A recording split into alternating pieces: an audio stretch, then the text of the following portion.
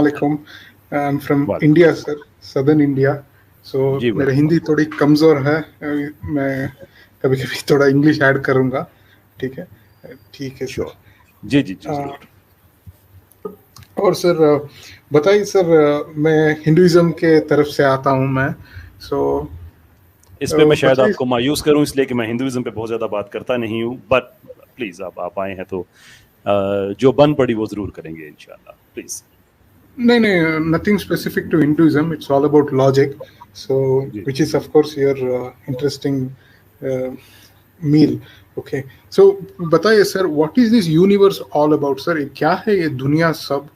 Like for example अगर मुझे पूछेंगे तो देखिए, मेरा नर्वस सिस्टम जो है ये काम कर रहा है, इसलिए मैं एक्सपीरियंस कर रहा हूँ इस दुनिया को, और इस दुनिया की चीज़ों का परस्यूट में हूँ मैं। जब ये नर्वस सिस्टम का काम, लाइक ब्रेन डेड हो जाता हूँ मैं, जिंदा तो रहता हूँ लेकिन इस दुनिया का परस्यूट खत्म हो जाता है। सो जब ये नर्वस सिस्टम एक्टिव रहता है, हम सभी चीज में इन्वॉल्व रहता है। देखिए फॉर एग्जांपल, आप you will be having some belief systems, मेरे पास कुछ बिलीफ सिस्टम, जब नर्वस सिस्टम ऑफ हो जाएगा सबका खत्म। या सो जब इस तरह का है दुनिया, सो आगे कैसे बढ़ सकता है? ऑब्जेक्टिविटी, किसी like instead of raising somebody as god, somebody as messenger, prophet, no nothing. Democratisation में क्या होता है सर? लाइक पार्लियामेंट में डिबेट होता है, कैसे होता है? You bring the data, I will bring the data, then we'll sit and analyze what is best. We will go to the people, people will decide, and we'll take one step further. Okay, है ना sir? यानी इस कि आप पे कोई basically atheism की premise से आप बात करना चाह रहे हैं, राइट? नहीं सर, ये एथिज्म भी नहीं है। We will simply live our life, to live our life. There has to be something.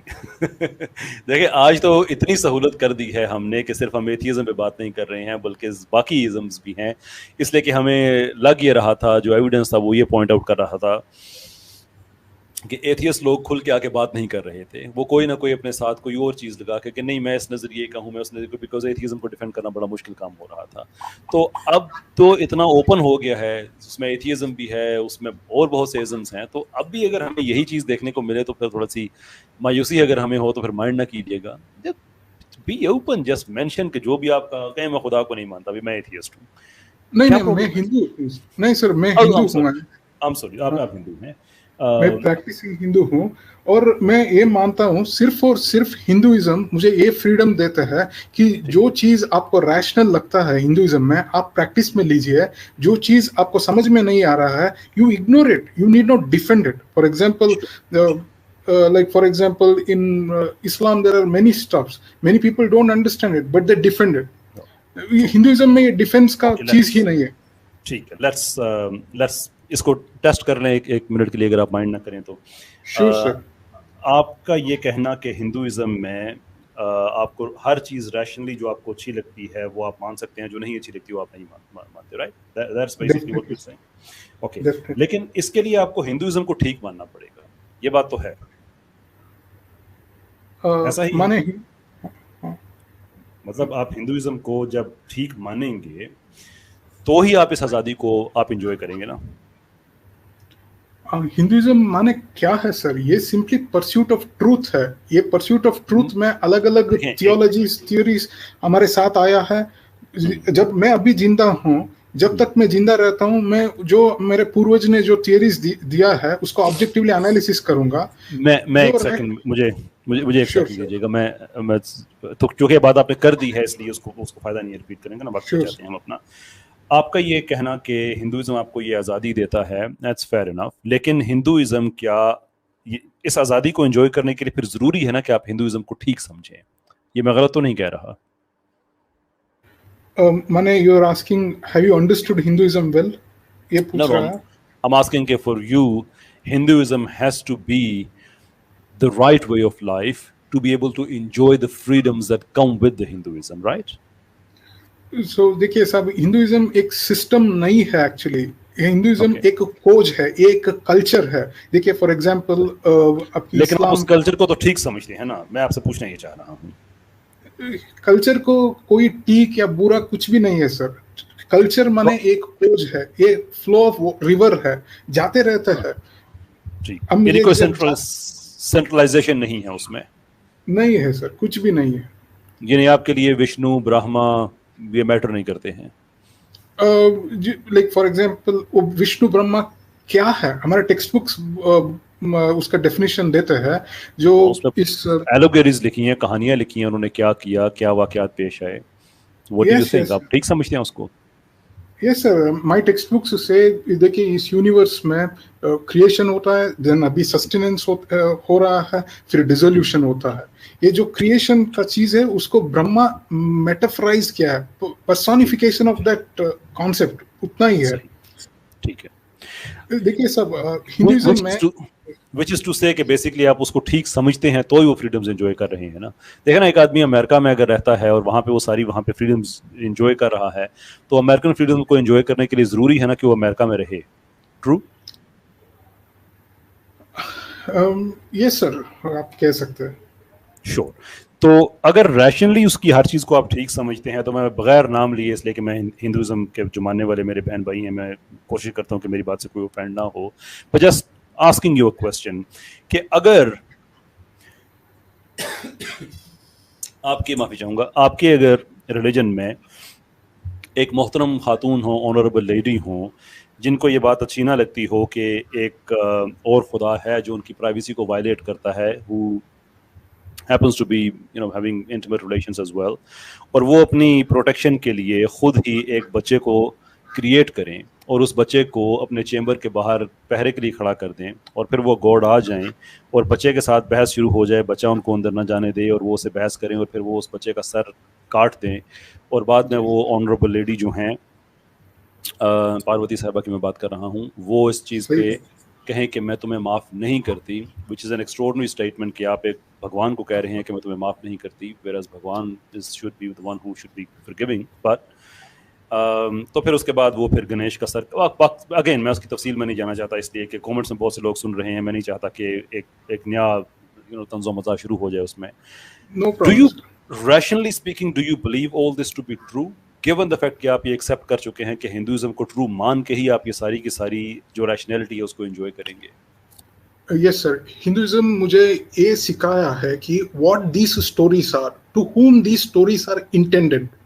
Hinduism में यस फिलोसफी भी है, ये स्टोरीज भी है। ये स्टोरीज क्या चीज के लिए है? To capture the imagination of people who are indulging in sense enjoyments.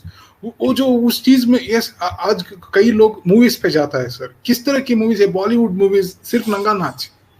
So, इस तरह का, instead of going to Bollywood movies, come listen to Mahabharata. Through these stories, somehow we will infuse some morals. आप इस पे, लेकिन जब ये कहानी लिखी गई तब तो बॉलीवुड नहीं था। नहीं, तो तभी सेंस एंजॉयमेंट्स था, इसीलिए ये डिवाइस इन्वेंट किया। ये डिवाइस के through will capture the imagination of people. शाम के टाइम वर्क के बाद आप सिंपली यूजलेस बातें करने के बावजूद, you hear to some of these stories through which some morals are being infused। आप इस स्टोरी पे डेफिनेटली बहस कर सकते हैं, ऐसा करने का था, वैसा करने का था। यानी ये स्टोरी जो है ये बेसिकली एग्जिस्ट नहीं करती है, ये सिर्फ एक मेटाफोर है, एलेगोरी है, हम ये कह रहे हैं। 100% है सर, विदाउट डाउट। श्योर। अब मुझे बताइए कि आप अपने उन हिंदू स्वामियों को, उन मंदिर के लोगों को क्या कहेंगे जो कि एक्चुअली इस पे गुस्सा करते हैं कि कोई भी आदमी इनको अगर एक मेटाफोर या एक फिलोसॉफिकल डिवाइस या एक एलेगोरी कहे, क्योंकि वो कहते हैं कि एग्जैक्टली ऐसे ही हुआ था।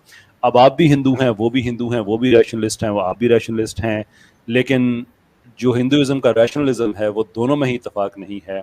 So would you be a better Hindu, or do you have a better understanding than them? And if their understanding is not right, what makes you better? No, I am not better ना, वो inferior है, कुछ भी नहीं है। Using any vehicle, what is our destination? हमारे destination क्या है?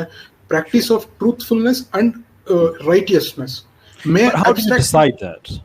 कैसे आप truthfulness को आप describe अपना define करेंगे कि truth, what is it? Is it subjective? Is it objective? Yes, for example, आप you are in some business transaction, मैं बोलता हूँ मैं ये स्टोरीज को नहीं मानता हूँ, I will go for intellectual assessment. मैं हायर हूँ आपसे क्योंकि मैं ये स्टोरीज नहीं मान रहा हूँ. I am a higher being बोलते हैं, but in my business transactions में पूरा फ्रॉडुलेंट है. ऐसा नहीं चलता है. आप ये स्टोरीज को मानिए, कोई प्रॉब्लम नहीं है, कोई दिक्कत नहीं है, लेकिन आपका बिजनेस ट्रांजैक्शन में ट्रूथफुलनेस रिफ्लेक्ट हो रहा है या नहीं हो रहा है, बस वही हमारा एजेंडा है. At the end of the day, agenda is to make a person, ये नर्वस सिस्टम जब तक रहता है तब तक आदमी को सेल्फ सेटिस्फाइड, कंटेंटेड ऐसा रखने का है बस. Okay, here is the thing. मैं आपसे आखिरी बात पूछ के फिर मैं आपसे इजाजत चाहूंगा. आपको पता है कि नेचर वर्सेस नर्चर ये डिबेट तो बड़े अरसे से चल रही है. Now we have an addition to it, genetics और epigenetics.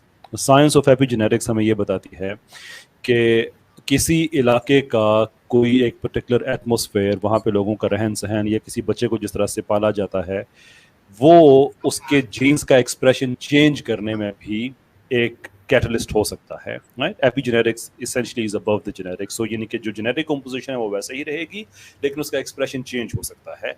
That has a lot to do with our rational decisions later in the life. Now, what we are saying is, इस चीज़ को सामने रखते हुए कि अगर दुनिया में इतना ज़्यादा कल फसाद मच जाता है, इतनी ज़्यादा डिस्टर्बेंस आ जाती है कि लोग रैशनली इस चीज़ को एक्सेप्ट कर लेते हैं because of the epigenetics and so fourth, कि बच्चों को कत्ल करना जायज़ है, रेप करना जायज़ है, और ये सब का सब आप एक रैशनली आप इस चीज़ को असेस कर रहे हैं, एग्जामिन कर रहे हैं, and rationally they make sense to you because this is how the world has turn out to be. Hinduism आपको आपके इंडिविजुअल रैशनलिज्म की इजाज़त भी देता है. तो क्या एक अच्छा हिंदू रहते हुए चाइल्ड मर्डर और रेप उसको रैशनली प्रैक्टिस करना शुरू कर देगा? नहीं, ऐसा कैसे कर सकता है यार. See, that is what I am telling you. हमारे इंडिया में आज भी वही डिबेट हो रहा है. What fights between two storytellers. एक आदमी इस्लामिक स्टोरी टेलर है, एक आदमी हिंदू स्टोरी टेलर है. ये आदमी इस्लामिक स्टोरी टेलर में जो क्रूड स्टफ है उसको उठाते हैं, इस्लामिक लोग हिंदू के क्रूड स्टफ को उठाते हैं. दोनों रास्ता में लड़ाई लड़ रहा है. आज 2 मर्डर हुआ है इंडिया में because of this violence of these storytellers. My story is better than your story. यही लड़ाई चल रहा है. And you call it irrational? Indeed, it is absurd, awkward, ugly, shameless. तो वो जो रैशनैलिटी है फिर वो कहाँ से आएगी? मैं आपसे सिर्फ ये पूछना चाह रहा हूँ. ये रैशनैलिटी जो खुदा ने हमको बेस्ट गिफ्ट दिया है. Best gift is not any book. Best gift is your brain. थोड़ा इसको इस्तेमाल कीजिए. बुक से अटकिए. देखिए, मैं आपसे मुत्तफिक हूँ, बट द प्रॉब्लम इज कि हमारे साथ यहाँ पे देसी न्यूज़ साहब बैठे हैं और बहुत से एथियस्ट हैं. वो ये कहते हैं कि रैशनैलिटी का तो तकाजा ही यही है कि खुदा है ही नहीं, whereas your argument is कि खुदा ही तो रैशनैलिटी देता है. I'm on your side on this, right? but हम उन्हें क्या कहेंगे जो कहते हैं कि रैशनैलिटी अगर वो आपने एम्प्लॉय करना है तो खुदा तो है ही नहीं फिर. नहीं, मैं ये कहना चाहता हूँ, ये गॉड का इस्तेमाल जब वर्ड यूज किया यही प्रॉब्लम हो जाता है. आप बोलते हैं आपका डेफिनेशन ऑफ गॉड, मैं बोलता हूँ मेरा डेफिनेशन ऑफ गॉड. इसलिए इसको एक गॉड का शब्द का इस्तेमाल करने के बावजूद we will simply say nature has given us this capacity to analyze everything. देखिए, आप पाकिस्तान में है, मैं इंडिया में है, किसी और लोग दुनिया की हर कोने पे है, and they are all listening to this stream. So rationality and pursuit of human mind has blessed us with these technologies. So इसके इस्तेमाल करके हम एक स्टेप आगे बढ़ सकते हैं. But that has nothing to do with rationality or morality or all the other things. ये टेक्नोलॉजी है, हमेशा से बनती आई है, पिछले 100-200 सालों में तेज हो गई है. But I mean, it's not something new. It's the continuation of the same thing which has been happening for thousands of years, right? सब सिविलाइजेशंस ने अपने तौर पे अपने वक्त के हिसाब से उसमें कंट्रीब्यूट किया है. So I don't really see any sort of a rational argument in that.